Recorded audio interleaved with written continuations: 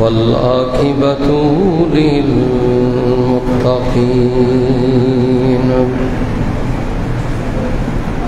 الصلاة والسلام على رسوله الأمين الكريم الرؤوف الرحيم سيدنا ونبينا وشفينا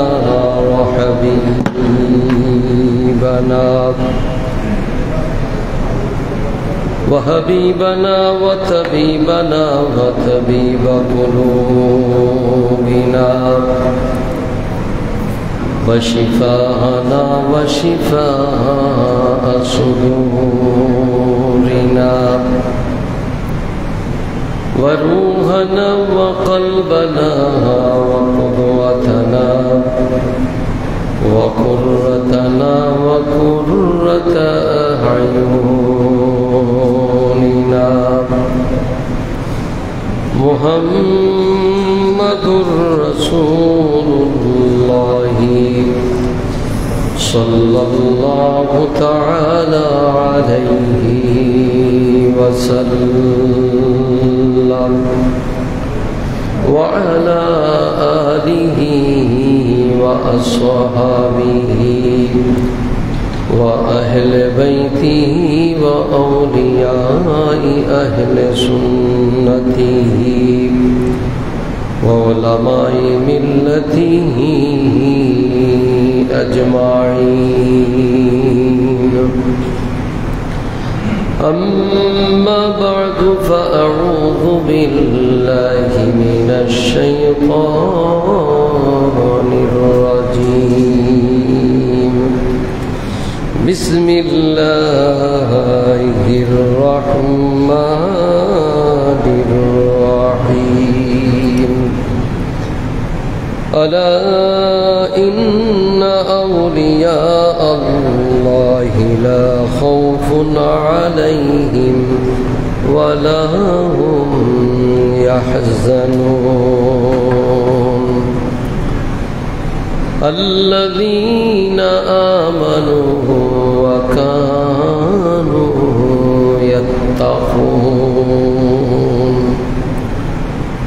لهم البشرى في الحياة الدنيا وفي الآخرة لا تبديل لكلمات الله ذلك هو الفوز العظيم. صدق الله المولانا العظيم وصدق رسوله النبي الأمين الكريم ببركة إن الله وملائكته يصلون على النبي يا أيها الذين آمنوا صلوا عليه وسلموا تسليما. اللهم صل على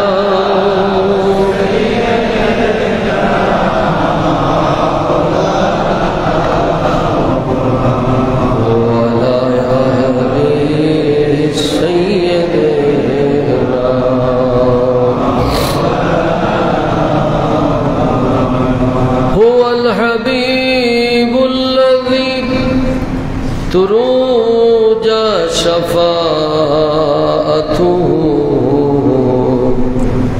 لكل هول من الأهوال مقتحم. اللهم صل على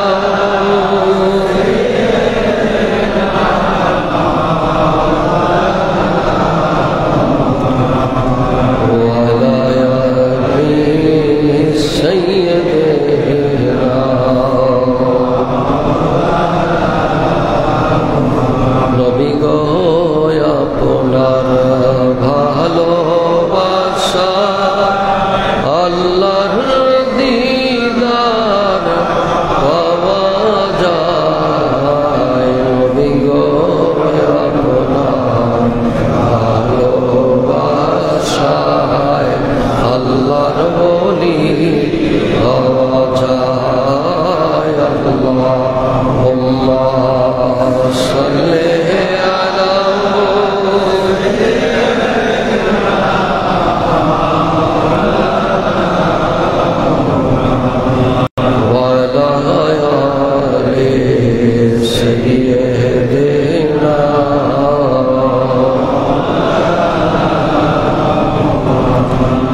के महबूब खुदा जिस दिल में गासल नहीं,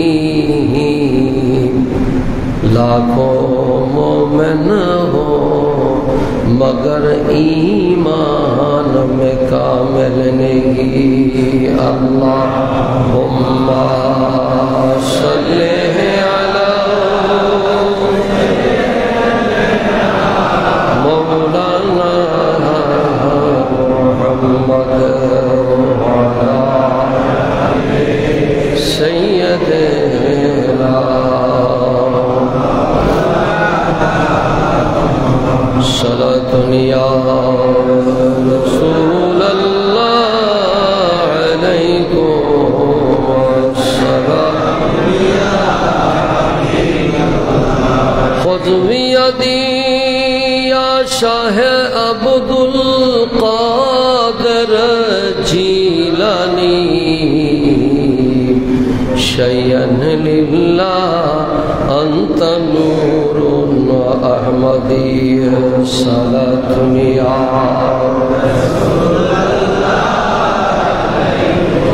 सलामुन या।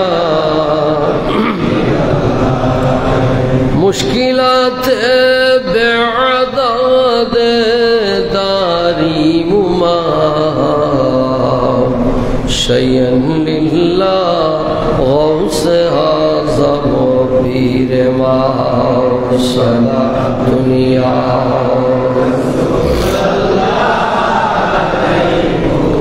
सलामुन या।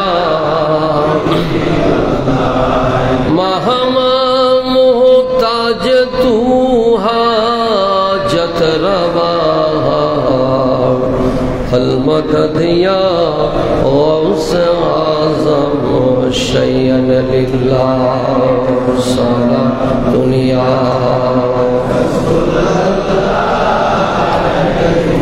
सलामुन या। सबसे औला हमारा नबी, सबसे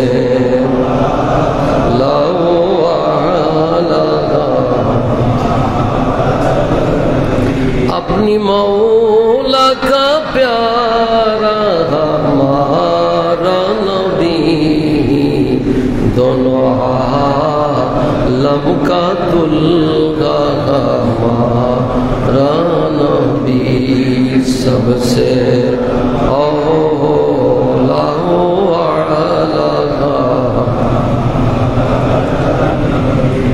सबसे बाला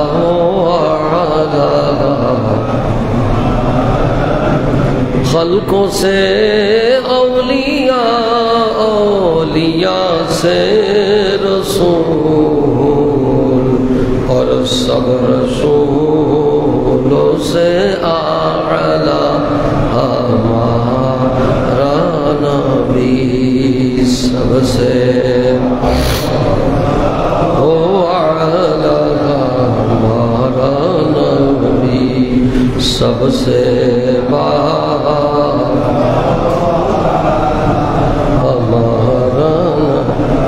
खुदा के फजलों से हम पर है साया, गौसे आज़म का। मोहब्बते गौसे आज़म शब्दটা পড়বেন যাতে আমার হুজুর গৌসে পাকের ফয়েজ চলে আসে। মোহব্বতে আজকে হুজুর গৌসে পাকের ফাতিহা শরীফ 11ই রবিউল সানি, বড় করে বলুন না সুবহানাল্লাহ। মোহব্বতের বড় আওয়াজে গৌসে আজম বলবেন যাতে হুজুর গৌসে পাকের ফয়েজ আল্লাহ পাক আমাদেরকে দান করে দেন। खुदा के फजलों से गम पर है साया, गौसे आज़म का हमें दोनों जहां में है सहारा, गौसे आज़म का हमें दोनों जहां में है सहारा, गौसे आज़म। আলহামদুলিল্লাহ ওয়া শুকরুলিল্লাহ। মহান আল্লাহ রাব্বুল আলামিনের শুকর আদায় করছি যে আল্লাহ পাক আল্লাহ সুবহানাহু ওয়া তাআলা জাল্লা জালালুহু আম্মা নওয়ালুহু তার আলিশান দরবারে শুকুর ও সুজুদ আদায় করছি যে আল্লাহ তাআলা মাহে রবিউস সানি মাসের আজকের এই জুমায় আসার বসার কয়েক মর্তবা দরুদ ও সালাম পড়ার আল্লাহ আমাদেরকে যে তৌফিক এনায়েত করেছেন, আল্লাহর দরবারে কোটি কোটি শুকরিয়া আদায় করে উচ্চ কণ্ঠে পড়ি আলহামদুলিল্লাহ। অফুরন্ত দরুদ ও সালাম হায়াতুন নবী, রহমতের নবী, দু জাহানের বাদশাহ নবী, আকা মৌলা তাজেদারে মদিনা, উম্মতের দরদি, গুনাহগার উম্মতকে কিয়ামতের ময়দানে সুপারিশকারী নবী আহমদ মুজতবা মুহাম্মদ মুস্তাফা, সকলে পড়ুন সাল্লাল্লাহু তাআলা আলাইহি ওয়াসাল্লাম। পবিত্র রূহে তৈয়বায়ে কদমে পাকের মধ্যে আল্লাহ কবুল ফরমাক, সকলে পড়েন আমিন। আমাদের আজকের এই দিনে আমরা যারা তাসবিহ তাহলিল পড়েছি, বিভিন্ন ইবাদত করেছি, আল্লাহ তাআলা এগুলিকে কবুল ও মঞ্জুর করবে। আমাদের মা বাবাকে এর উসিলায় আল্লাহ তাআলা ক্ষমা করে দিন। হাজরিন, আমি কোরআনে করিম থেকে আপনাদের খিদমতে সূরাতুল ইউনূসের একটি আয়াতে করিমা আপনাদের খিদমতে তেলাওয়াত করেছি। তারই আলোকে আজকের আলোচনা আপনাদের খিদমতে পেশ করার আশা রাখি। ওয়ামা তৌফিক ইল্লা বিল্লাহ আলাইহি তাওয়াক্কালতু ওয়া ইলাইহি উনীব। আল্লাহ তাআলা যেন সাহায্য করেন তার হাবিব এবং হুজুর গাউসে পাক মুর্শিদে করিমের উসিলায়, আল্লাহ কবুল করুন, সকলে পড়েন আমিন। আপনারা জানেন আজকে হচ্ছে 11ই রবিউস সানি। এই 11ই রবিউস সানিতে সারা পৃথিবীর ওয়ালিকুল সম্রাট গৌসুস সাকালাইন, গৌসুল আজম, পীরে লাসানি, মহিউদ্দিন সৈয়দনা আব্দুল কাদের জিলানি বলগিলানি কদ্দাসাররাহুল বারিদ ওফাতে মুবারাকা।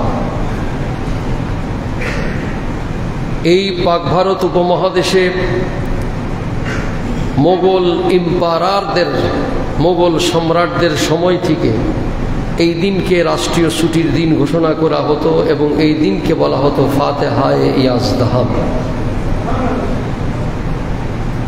ফাতেহা শব্দের শাব্দিক অর্থ হচ্ছে সূচনা, কোনো কিছুকে শুরু করাকে আল ফাতেহা বলা হয়।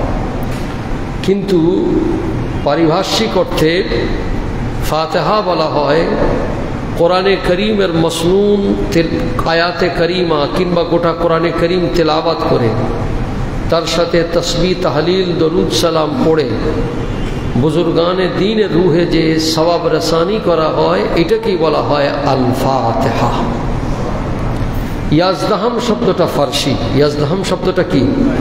ফার্সি। ফার্সিতে 11 তারিখকে ইয়াজদাহাম বলা হয়, 12কে বলা হয় দোয়াজদাহাম।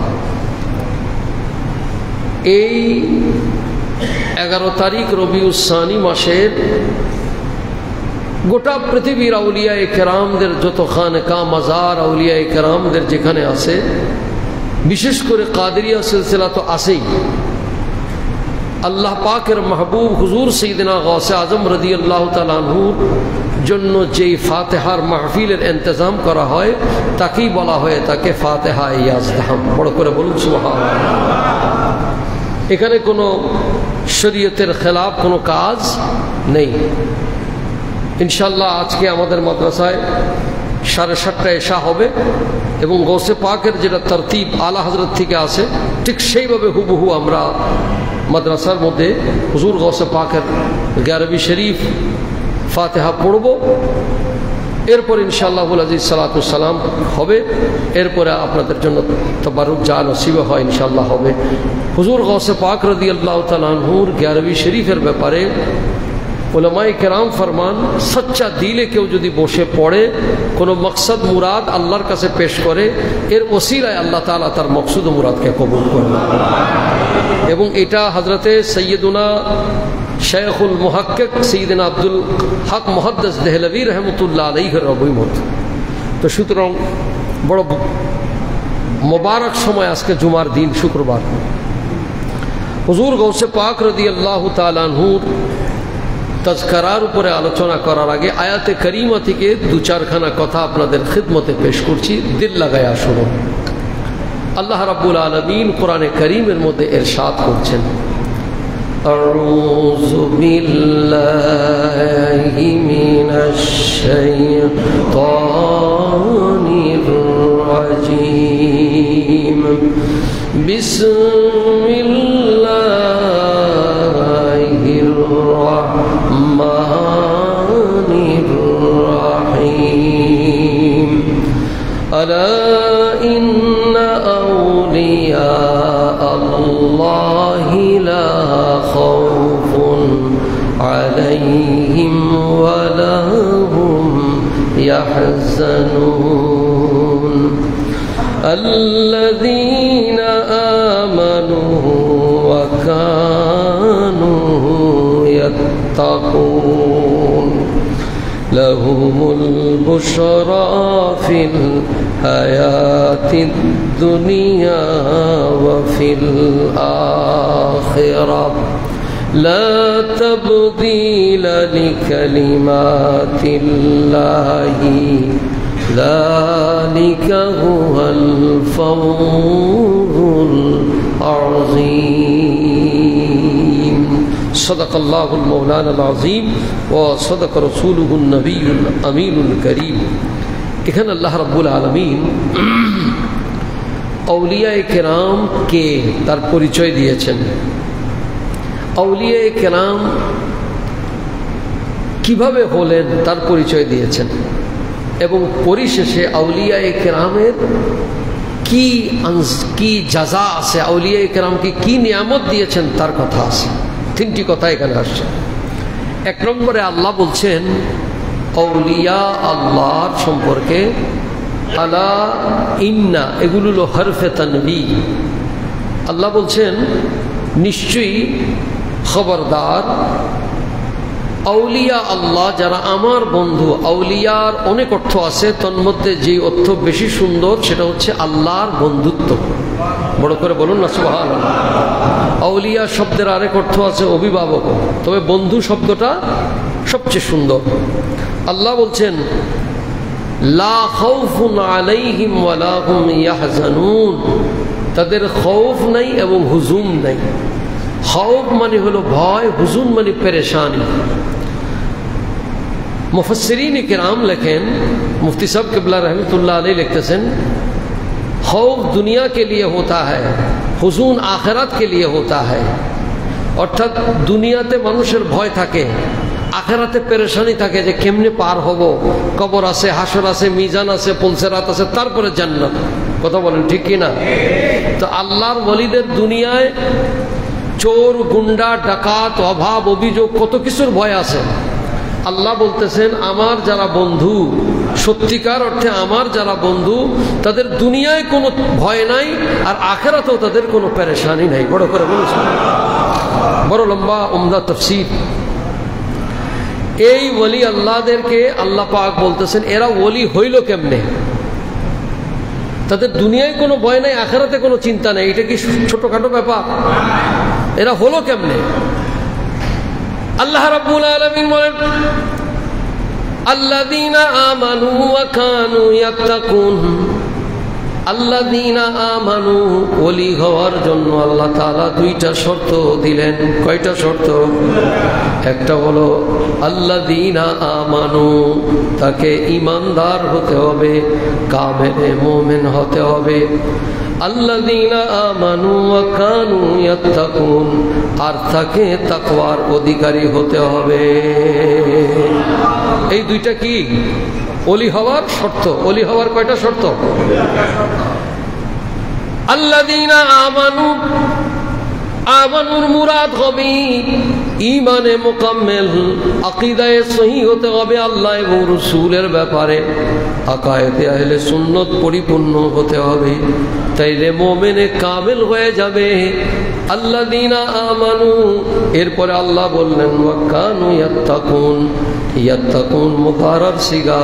আল্লাহ বলতেছেন দুনিয়ায় যিনি মুত্তাকি হবেন তিনি সব সময় তাকওয়ার উপর থাকবেন। সুবহানাল্লাহ বলেন না? অর্থাৎ সকালে তাকওয়া বিকালে তাকওয়া নাই না, এজন্য ইয়াত্তাকুন শব্দ আসছে। উলামায়ে কেরাম বুঝবে, মুজারাস শব্দ ব্যবহার হয়েছে, অর্থাৎ সব সময় তিনি তাকওয়ার উপর থাকবেন। এই জন্য যারা মোষ এত বড়, দাড়ি টুপি কিচ্ছু নাই, এরকম লম্বা জব্বা জুব্বা লাগায়া গাঞ্জা টানে, বিভিন্ন কিছু খায়, নামাজ নাই, এরা মনে করে যে বড় মারেফত, আসলে এটা শয়তানের পথ। কারণ আল্লাহ বলছেন আল্লাযীনা আমানু ওয়া কানু ইয়াত্তাকুন।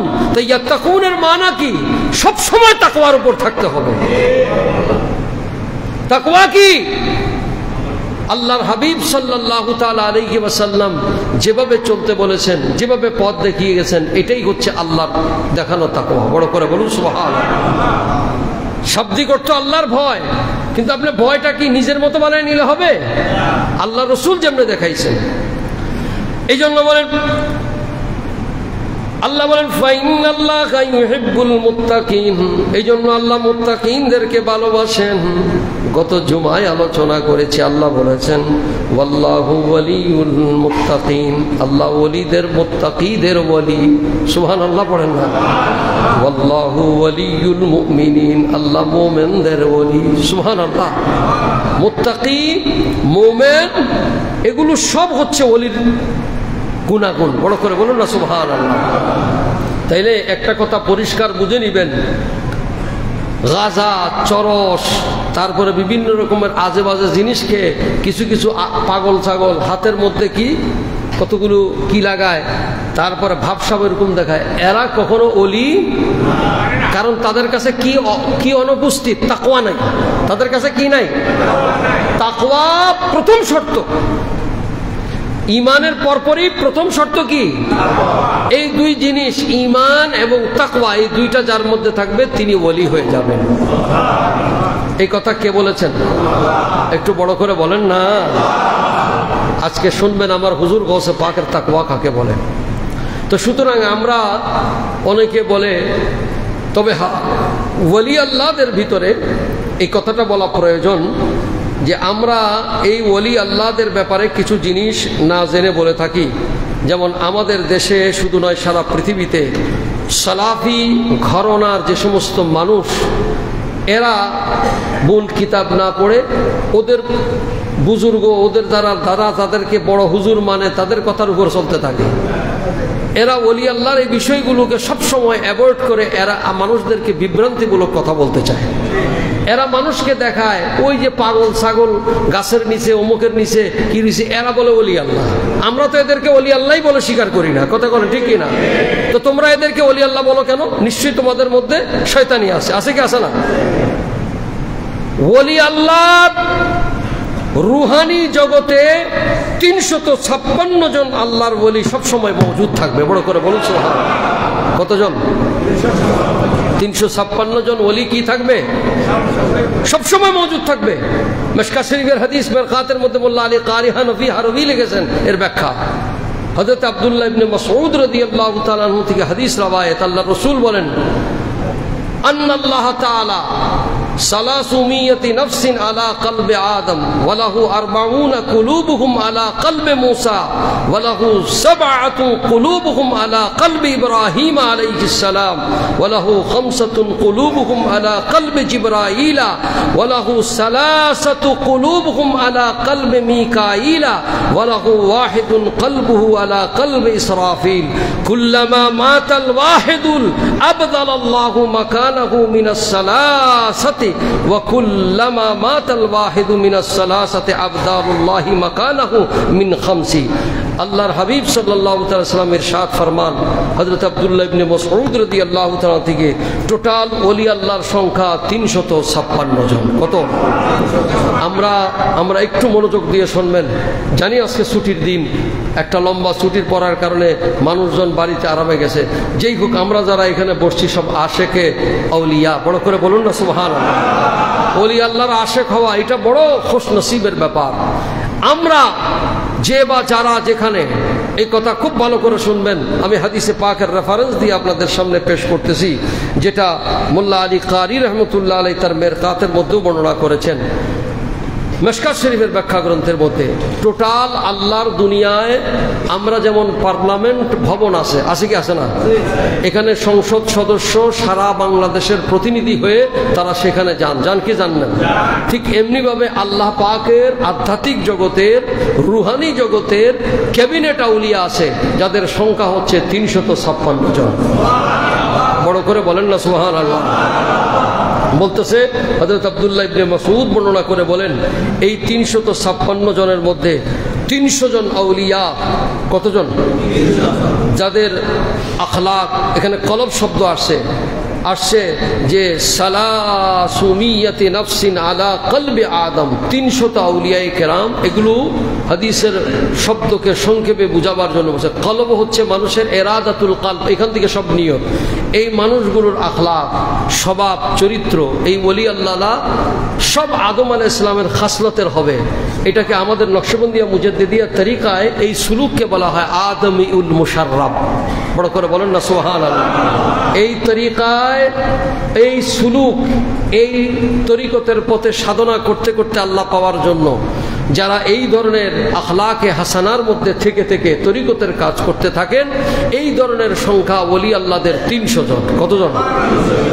আর তাদের আখলাক, চলা ফেরা সবকিছু হবে কি আলা কলবে আদম আলাইহিস সালাম, আদম আলাইহিস সালামের মতো।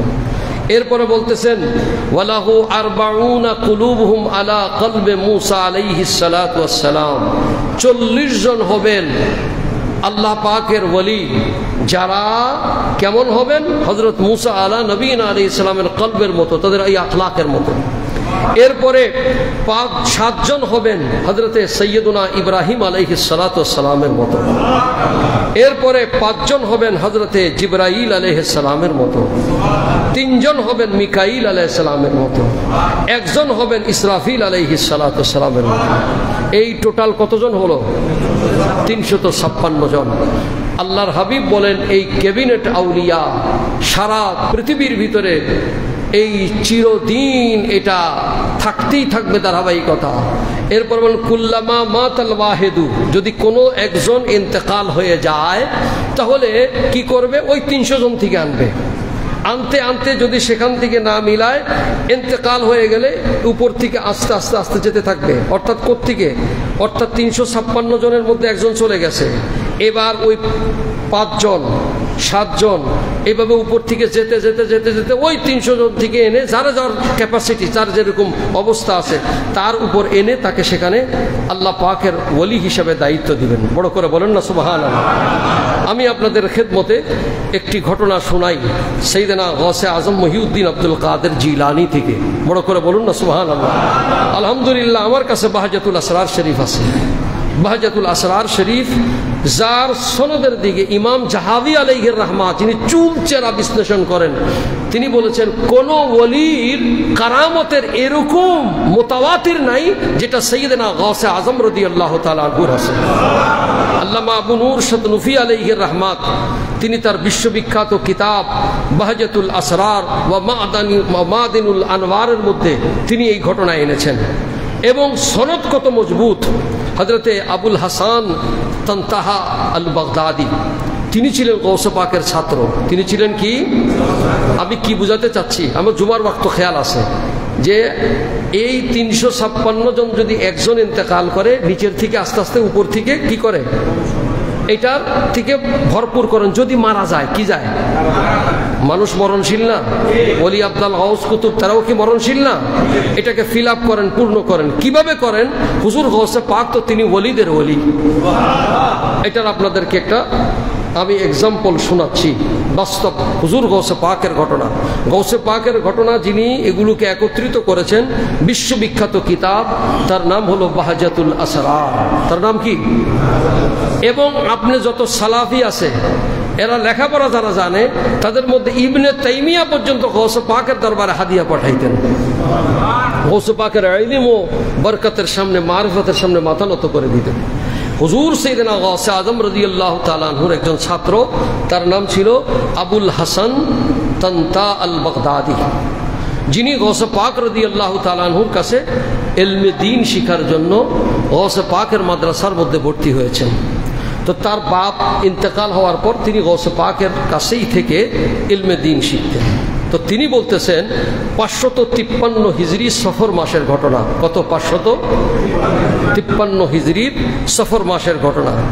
তিনি বলেন, আমি হুজুর গৌসে পাকের এতিম হওয়ার কারণে হুজুর গৌসে পাকের কাছেই থাকি, রাত্রেবেলা হুজুর গৌসে পাকের খেদমত করি। তো আমার ঘুমের তীব্রতা এসে গেলে আমি ঘুমিয়ে যাই। তো গৌসে পাক তো ইবাদতের মধ্যে থাকেন, গৌসে পাকের ওজুর পানি আগায়ে দেই, হুজুর গৌসে পাকের জুতা মুবারক আগায়ে দেই, হুজুর গৌসে পাকের যা খেদমত করার দরকার করি।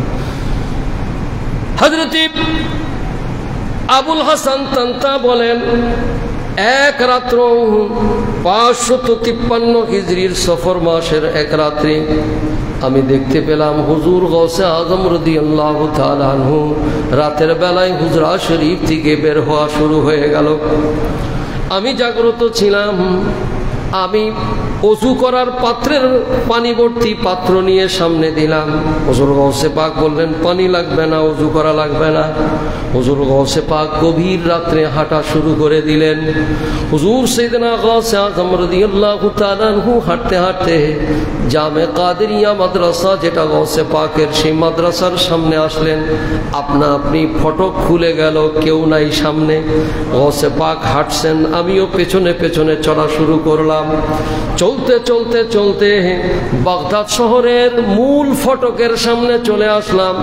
বাগদাদ শহরের মূল ফটক খুলে গেল, আপনা আপনি আমি পেছন পেছন চলা শুরু করলাম। গভীর রাত। চলতে চলতে আমি হুজুর সাইয়েদনা গৌসে আজম রাদিয়াল্লাহু তাআলা আনহুর সাথে চলতে চলতে চলতে আমি এসে এক জায়গায় গৌসে পাক থামলেন। আমি এই শহরটাকে চিনলাম না। দেখলাম 6 জন মানুষ সেখানে বসা। কয়জন? হুজুর গৌসে পাক 6 জন। যেই মাত্র গৌসে পাককে দেখেছেন ওনারা দাঁড়িয়ে গেলেন, সম্মান করলেন। কিছুক্ষণ পরে আমি কান্নার আওয়াজ শুনতে পাইলাম। কান্নার আওয়াজ শুনতে পাইলাম। আমি দরজার সামনে দাঁড়ানো, হুজুর গৌসে পাক সেখানে তাদের সাথে কথা বলতেছেন। কি কথা বলতেছেন আমি শুনতেছি না, আমি তো দূরে। এমন সময় দেখলাম একজন মানুষ আগন্তুক ঢুকলেন, যেখানে কান্না হচ্ছে ওই জায়গায় চলে গেলেন। এর কিছুক্ষণ পরে একটা মানুষের লাশকে কাঁধের উপর নিয়ে তিনি বের হয়ে গেলেন। এবার আরেকজন মানুষকে ধরে আনা হলো, যার মাথায় টুপি নাই, যার দাড়ি চুল গুফ অনেক বড় বড়। হুজুর গৌসে আজম রাদিয়াল্লাহু তাআলা আনহুর সামনে বসানো হলো। বসাবার পর গৌসে আজম রাদিয়াল্লাহু তাআলা আনহু তাকে কালেমায়ে শাহাদাত পড়ালেন। কি পড়ালেন? কালেমায়ে শাহাদাত পড়ালেন। পড়ানোর পর হুজুর সাইয়েদনা গৌসে আজম রাদিয়াল্লাহু তাআলা আনহু তাকে নাম রাখলেন মুহাম্মদ। কি নাম রাখলেন? হুজুর গৌসে পাক রাদিয়াল্লাহু তাআলা আনহু বললেন, চুল কেটে মোষ কেটে সুন্দর করে দাও। তাই করা হলো। এবার মাথায় টুপি পরানো হলো। হুজুর সাইয়েদনা গৌসে আজম রাদিয়াল্লাহু তাআলা আনহু কি যেন বললেন। বলার পর আবার তিনি রওনা হয়ে গেলেন। রওনা হয়ে হয়ে তিনি যেভাবে গিয়েছিলেন ওভাবেই আসলেন। বাগদাদ শরীফের দরজার সামনে আসলেন। শহরের দরজা তখন লম্বা বড় দরজা থাকতো, বন্ধ করা দরজা খুলে গেল। মাদ্রাসার দরজা খুলে গেল। সকালবেলা আমি আর সারা রাত্র কোনো কিছু বলতে পারতেছি না, বেবুল্লা হয়ে গেলাম। সকালবেলা গৌসে পাকের দরবারে দরস পড়তেছি, আমার মন বসে না, মন উনচান হয়ে গেছে। কি দেখলাম, কি হলো? হুজুর গৌসে পাক অবস্থা বুঝে গেছেন। তিনি ডেকে বললেন, এ আবুল হাসান তান্তাহা, এদিকে আসো, পড়ো, মনোযোগ দিয়ে পড়ো। হুজুর কি পড়বো? কালকে রাত্রে যা দেখেছি এটার যদি বিতফসিল না শুনি আমার অশান্ত হৃদয় শান্ত হবে না। গত জুমায় ইলমুল ইয়াকিনের আলোচনা করেছিলাম, কথা খেয়াল আছে আপনাদের? এগুলো ধারাবাহিক মনে রাখবেন। ওখানে দালিলিক দিয়েছি প্রমাণগুলো কত জুমার মধ্যে কোরআনে করিম থেকে। হযরত ইব্রাহিম আলাইহিস সালামের কথা মনে আছে তো? ইলমুল ইয়াকিন, হকুল ইয়াকিন, আইনুল ইয়াকিনের বর্ণনা করেছি। এই তরিকত বুঝতে হলে এগুলোর গভীর জ্ঞান থাকতে হবে, না হলে আউলিয়া কেরামের অলৌকিক কথা শুনলে এটি কি, এগুলি করে মাথা খারাপ হয়ে যায়। আসলে এগুলো বুঝার জন্য আপনাকে এইগুলি বুঝতে হবে।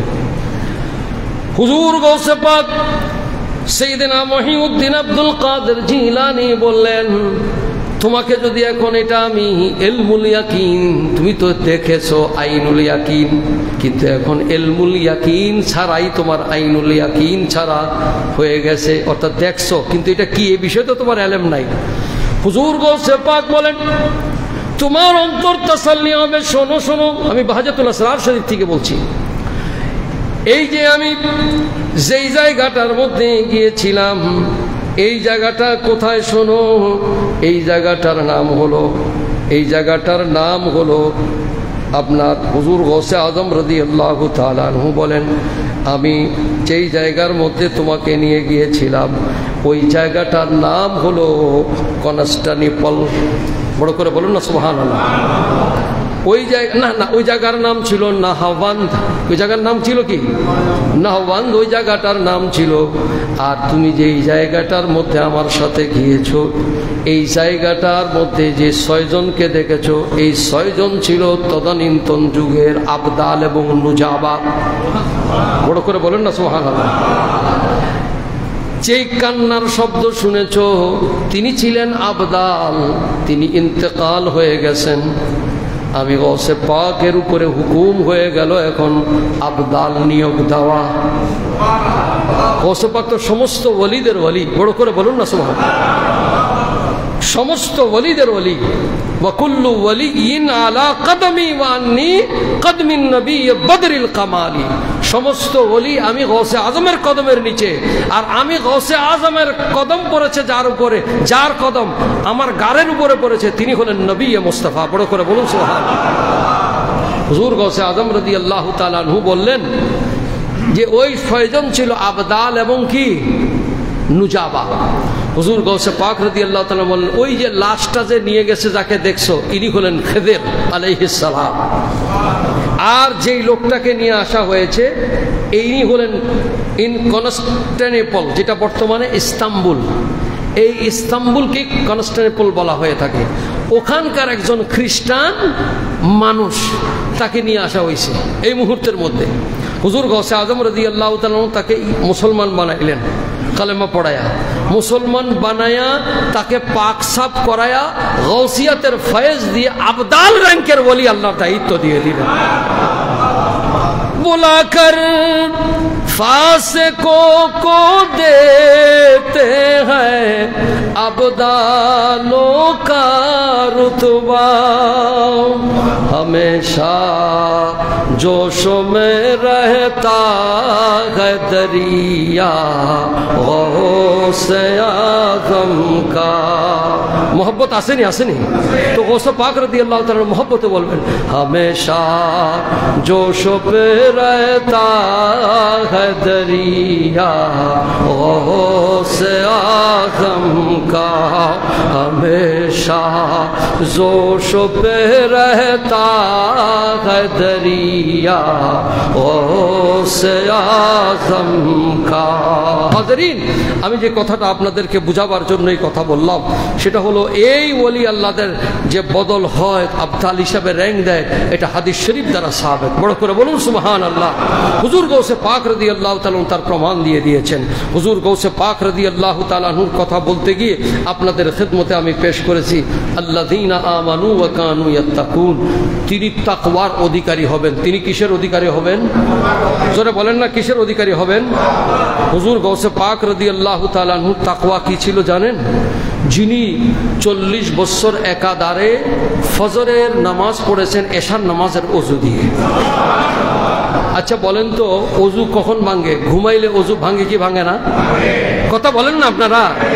তাহলে বোঝা যাচ্ছে গৌসে পাক রাত্রে কি ঘুমাইছেন না আল্লাহর বন্দেগীর মধ্যে ছিলেন?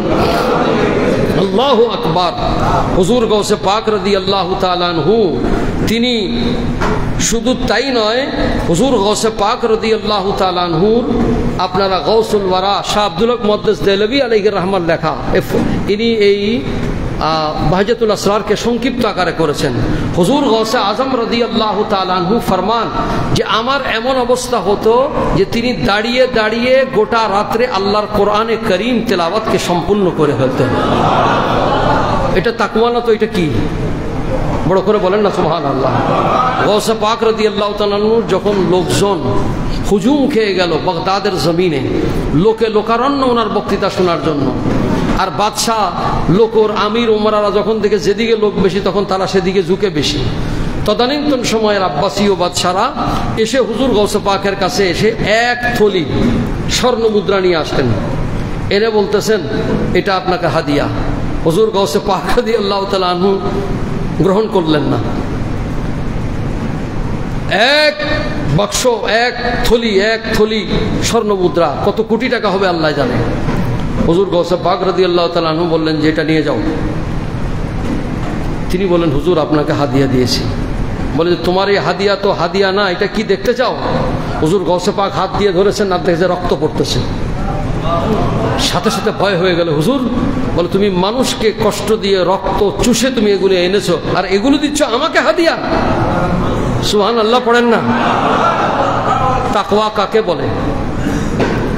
হুজুর গৌসে আজম রাদিয়াল্লাহু তাআলা আনহু ওই শখসিয়ত যিনি তার জীবনে কখনো জবানে মিথ্যা বলেন নাই। হযরতে গৌসে পাক রাদিয়াল্লাহু তাআলা আনহুর খাদেমকে জিজ্ঞাসা করা হলো যে হুজুর গৌসে পাক, হযরত আলী বিন হাতি রাদিয়াল্লাহু তাআলা যার কওল অনেক বেশি, তিনি জিজ্ঞাসা করছেন ইয়া গৌসে আজম সাইয়েদনা আব্দুল কাদের জিলানী, মেহেরবানি করে বলবেন আপনার এই কামালাত, আপনার এই বুজুর্গি, এই জমানা তো বেনজির বেমিসাল, আল্লাহ আপনাকে এগুলো কেমনে দিলেন? তিনি বললেন আমার এই সত্যবাদিতার কারণে। গৌসে পাকের আমি আপনাদেরকে বাহাজাতুল আসরার শরীফ থেকে বলছি, আমার আপনার কথা নয়।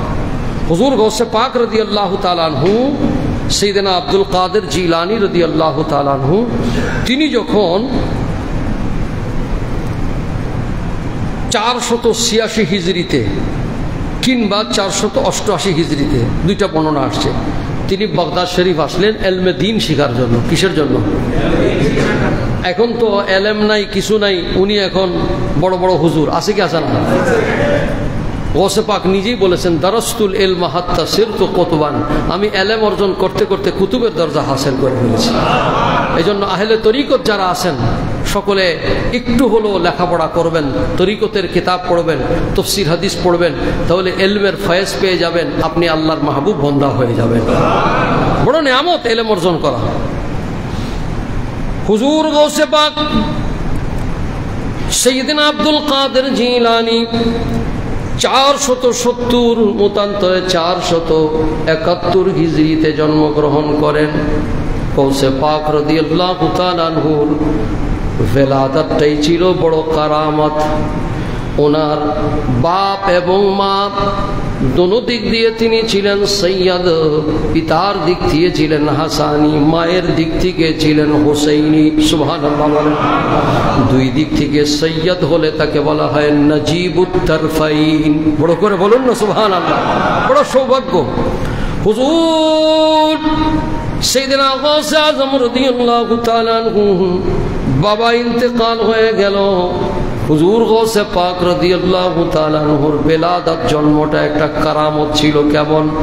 বলে কারামত ছিল এরকম, হুজুর সাইয়েদনা গৌসে আজম রাদিয়াল্লাহু তাআলা আনহু যেই দিন জন্মগ্রহণ করলেন ওই দিন শাবানের চাঁদ শেষ হয়ে রমাদানের রোজা উঠে গেছে। সুবহানাল্লাহ পড়েন না। কিন্তু হুজুর গৌসে পাক রাদিয়াল্লাহু তাআলা আনহুর আম্মা এবং আব্বা সৈয়দ গিয়াসউদ্দিন তিনি ছিলেন তদানীন্তন সময়ে গিলান খোরাসানের কসবা, সেই খিরাসানের কসবার সেই মহান ওলি যিনি এত বড় আল্লাহর ওলি ছিলেন, তদানীন্তন সময়ের শ্রেষ্ঠ আলেম ছিলেন।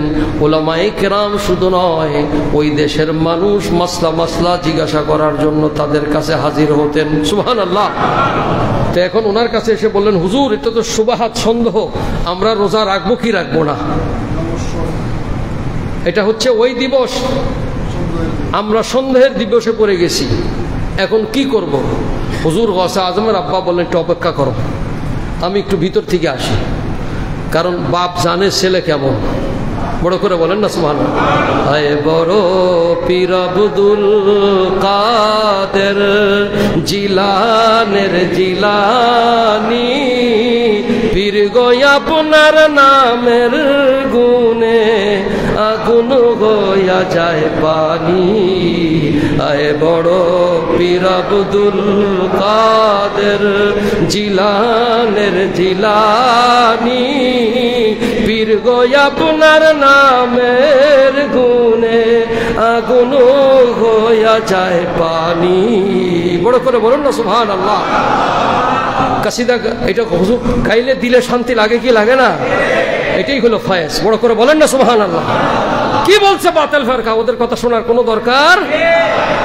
শুনেন, হুজুর গৌসে পাক রাদিয়াল্লাহু তাআলা আনহু আব্বা বললেন আমি একটু বাড়ির ভিতর থেকে আসি। বাড়ির ভিতরে গেলেন, যাওয়ার পর জিজ্ঞাসা করলেন উম্মুল খায়ের ফাতেমা, জিজ্ঞাসা করলেন ওনার আম্মা 18 পারা কোরআনের হাফেজা। হায় হায় হায় হায় হায়, এটা তো আরেক ইতিহাস বলতে গেলে। হযরতে আব্দুল্লাহ সৌমি ওনার নানা যান। তাকওয়া কাকে বলে গৌসে পাকের আব্বা? বিবাহটা হয়েছে তাকওয়ার দ্বারা।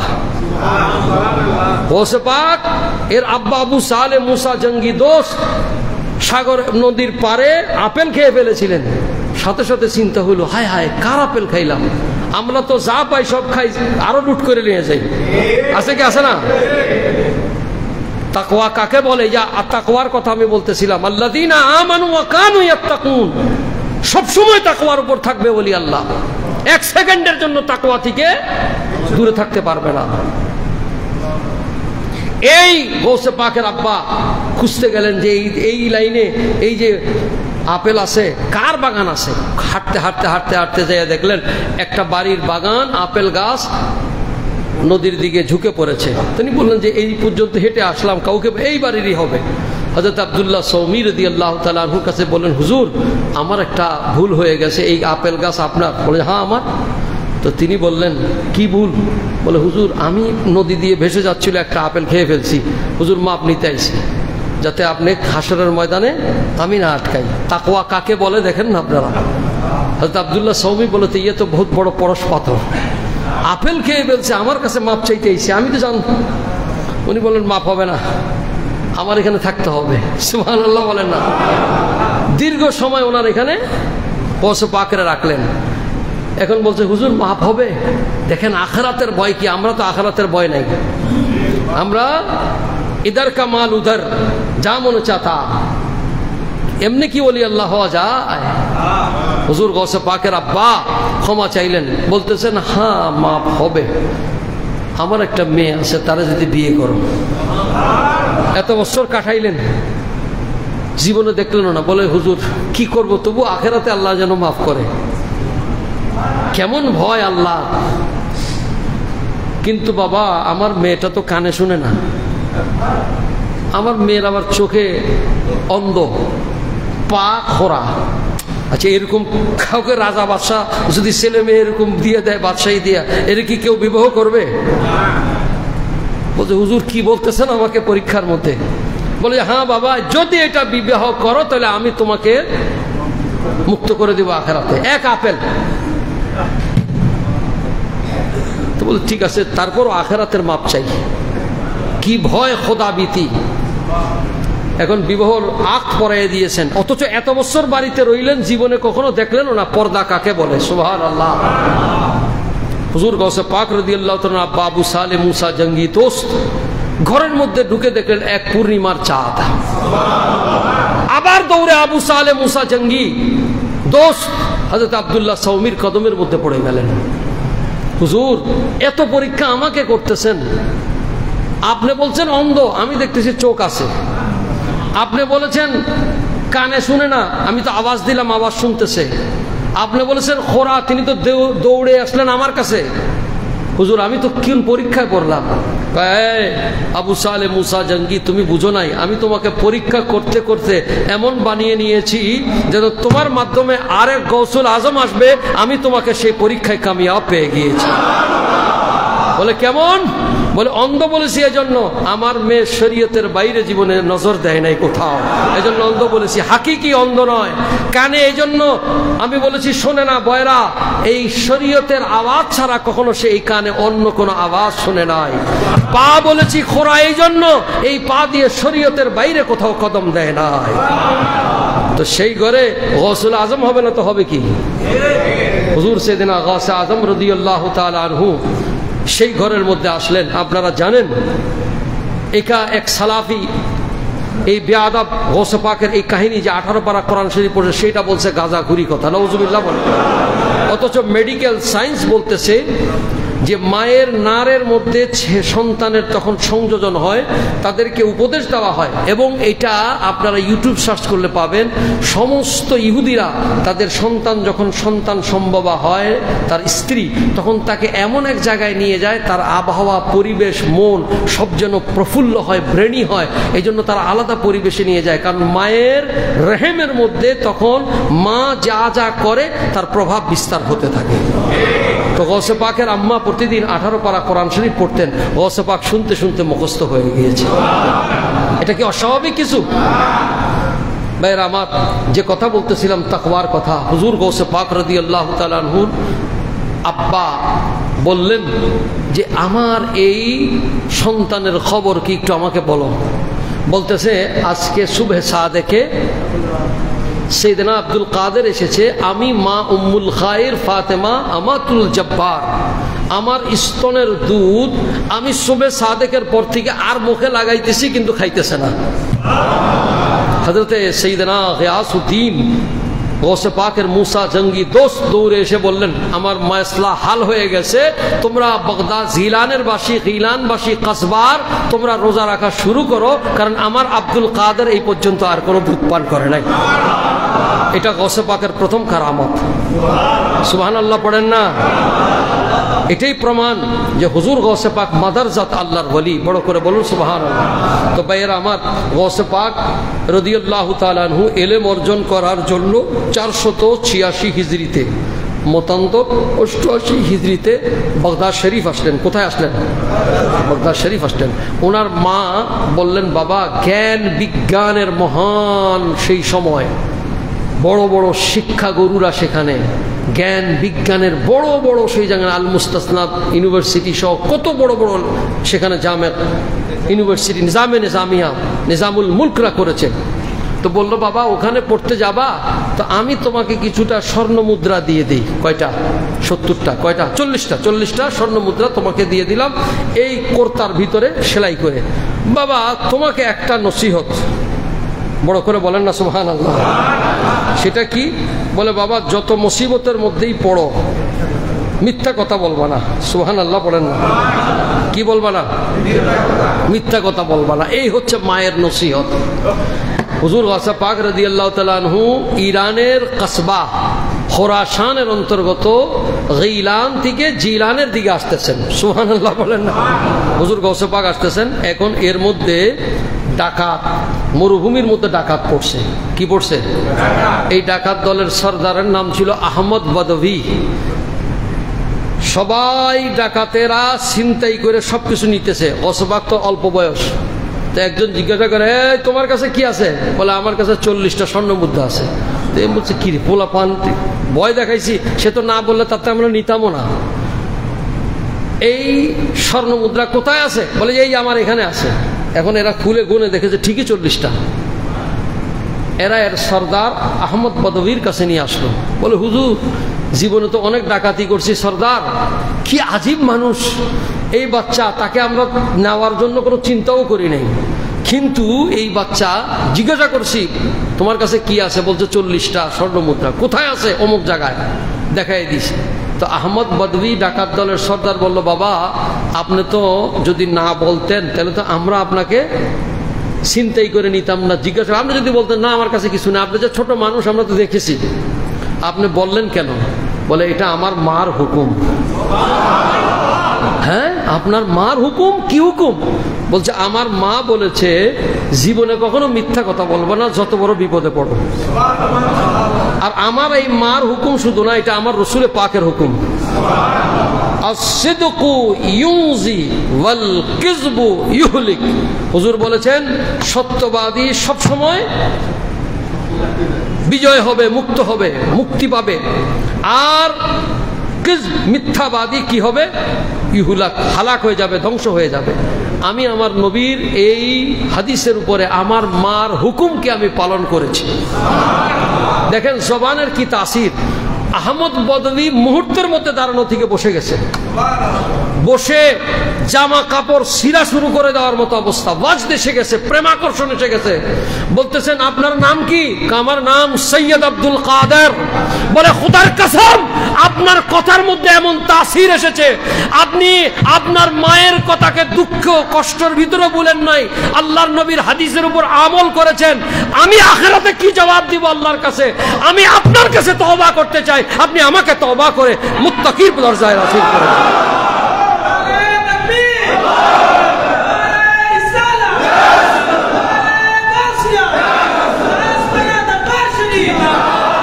বাবা এটা হলো ওলি আল্লাহদের তাসির।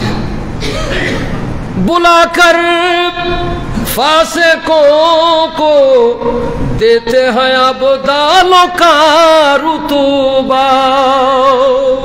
ডেকে যিনি ফাসেক মানে কি? অন্যায়কারী, পাপী, তার পাপকে তওবা দ্বারা মুছে দিয়ে আবদালের র‍্যাঙ্কে যিনি দিয়ে দেন তিনি আমার গৌসে আজম মহিউদ্দিন জিলানী।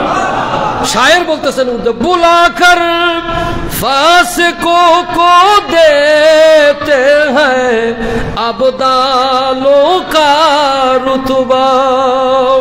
हमेशा जोश पे रहता है दरिया আমার গৌসে পাকের ফয়েজ সব সময় হামেশা জোশের মধ্যে থাকে। हमेशा जोश पे रहता है दरिया गौसे आज़म का। हमेशा जोश पे रहता है दरिया गौसे আল্লাহ তাআলা আমাদেরকে গৌসে পাকের ফয়েজ কবুল করে শুকর পড়েন আমিন। হাজিরিন টাইম হয়ে গেছে বেশি, তো গৌসে পাক রাদিয়াল্লাহু তাআলা তাকওয়া কাকে বলে কিছু বুঝেছেন আপনারা? হুজুর গৌসে পাক রাদিয়াল্লাহু তাআলা ওই শখসিয়ত, ইনশাআল্লাহ আলোচনা করলে সময় শেষ হবে না। আরে শুধু তাই নয়, সমস্ত ওলি আল্লাহরা ফয়েজ প্রাপ্ত হলেও হুজুর গৌসে পাকের নজরের দিকে তাকায় থাকে, হুজুর গৌসে পাক যেন ফয়েজ দেয়। হযরত ইমাম রব্বানী মুজাদ্দিদ আল ফিসানি শেখ আহমদ ফারুকি সরহন্দি লেখেন, কোন ওলির বেলায়েতের উপরে যদি হুজুর গৌসে পাক আর মওলা আলীর যদি সার্টিফাই না থাকে তার বেলায়েতকে নবীর দরবারে কবুল হয় না। ওই ইমাম রব্বানী মুজাদ্দিদ আল ফিসানির কথা। তো শেখ গৌসে পাকের আজকে 11वीं শরীফ। হাজিরিন আমি আজকে আর আগাবো না, আপনারা 7:30টায় আমাদের মাদ্রাসার মধ্যে সালাতিল এশার জামাত, এসে আপনারা গৌসে পাকের এই 11वीं শরীফের মধ্যে শরীক হবেন। কিভাবে?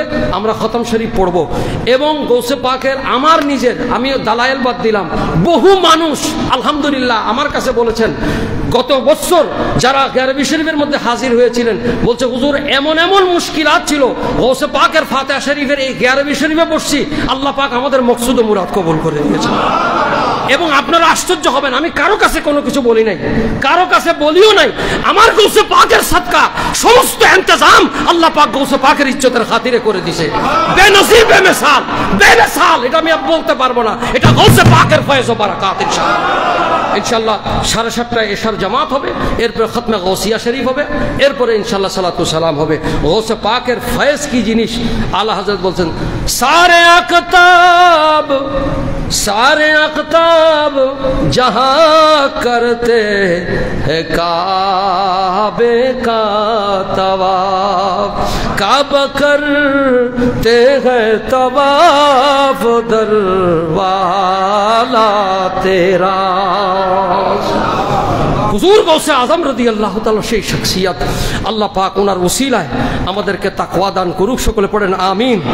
ওনার ওসিলায় আল্লাহ তাআলা আমাদের দুনিয়া এবং আখিরাতের মকসুদ ও মুরাদকে কবুল করুক। আল্লাহ পাক আমাদের সকলের হাজিরিকে কবুল করুক। গত জুমায় 14,345 টাকা আপনাদের পক্ষ থেকে হাদিয়া